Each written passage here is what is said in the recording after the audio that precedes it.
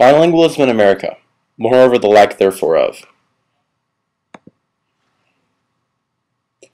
It all started with my high school trip to France last spring, when we were staying in our sister city of Besançon. I didn't speak any French at all at the time, but we were staying with students from the local lycée, or French high school, and they all spoke English fluently, so we didn't have to learn any French. When we arrived in town, all the students were very excited to talk to students from another country, and I found myself with a small group walking towards a cafe. As we were walking, we got on the topic of politics, and the French students told us what they thought of current events, the status of our economy, and even about President Obama. That led them to ask us what we thought of their new prime minister. As it happened, I didn't even know who their prime minister was, or the one before him for that matter, and that got me thinking.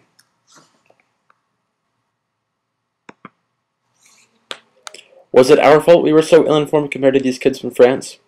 I took this direction in identifying the fundamental differences in education between the French and American education systems, and how they have contributed to this distinction between the two systems of education pertaining to foreign language, and what effect this has on the students. I started by looking at the No Child Left Behind Act of 2001.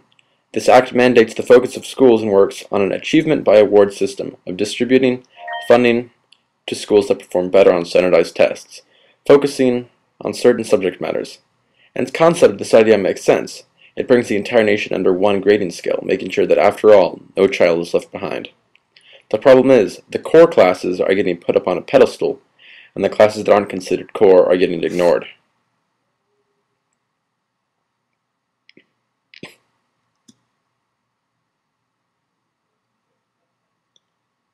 The education of these classes is being left up to the discretion of the teachers.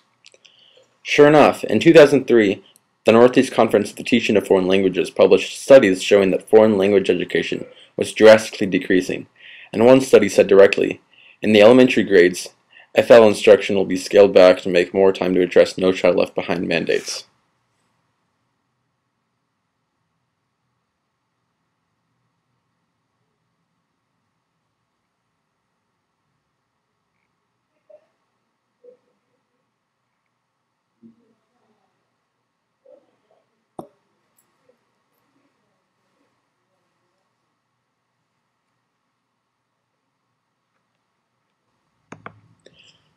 This is in effect across the board, as foreign language education is being cut back more and more as the attention to certain core classes continues to increase. This is great for certain fields such as math and science, where the entire country is being taught how to succeed in these fields, but poor for classes like geography, foreign language, and international politics, matters that the students in Besançon seem to be excelling in. What separates the U.S. method of education from the French method is an entirely different ideology of the method of education. In comparison, French education is based on the framework of singular solution and more exclusive education. This may result in the heightened motivation to learn English that I found so prevalent in Besançon. However, in order to make these distinctions, we must look to see where these differences originate. A large factor comes from the French notion that there is one correct answer, and this is the only solution. This comes from the corps magistrate, an arcane method of education where a series of tests would determine if a student would continue education. In response to this, Professor John Larner wrote that his students are unused to listening to each other, that they don't think a student's comment can be as valuable as a teacher's. Discussions then, particularly about literature, can be an ordeal. He said, "My students want the right answer, meaning my answer."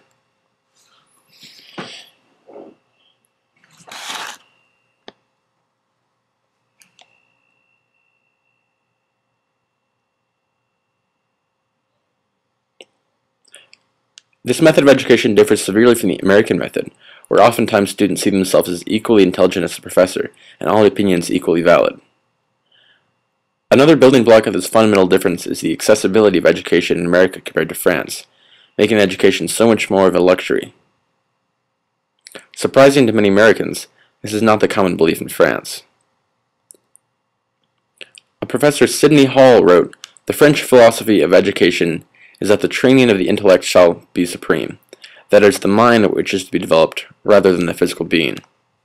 This philosophy means that only the elite, or upper class, are qualified for leadership."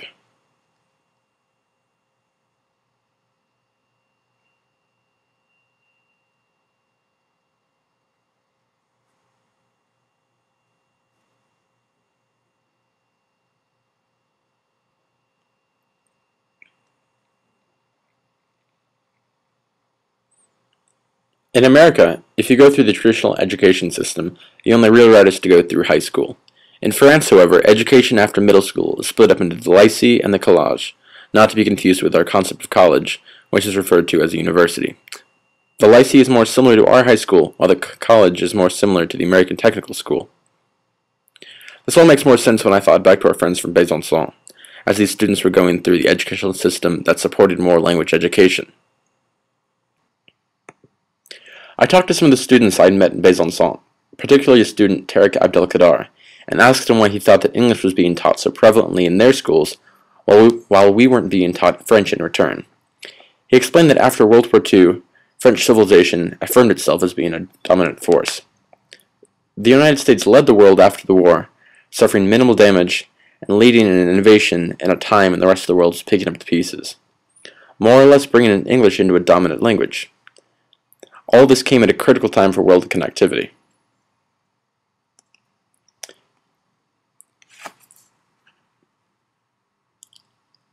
He also commented in saying that at schools, teachers say that English is required in the working world.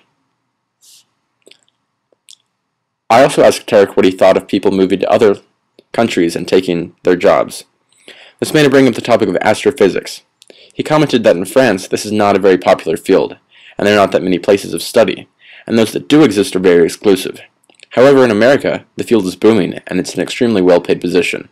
Therefore, in order to study astrophysics, he must also learn English, with the hope that he can eventually come abroad and study it.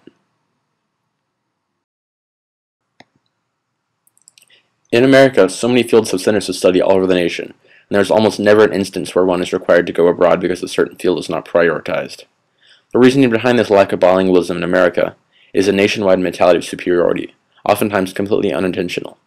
The education system teaches us to value our own nation more than others, and teaches us that we don't have to go anywhere else in the world to seek education, which is unfortunately true. The quality of U.S. education isn't necessarily to blame, it just in turn raises questions as to the legitimacy of the current practices. While it is true the U.S. has created a nation where its citizens can live and work in the professional world without having to learn another language or culture, it has become up to the individual to decide whether it's worth it to take the step when the nation has made cultural independence optional.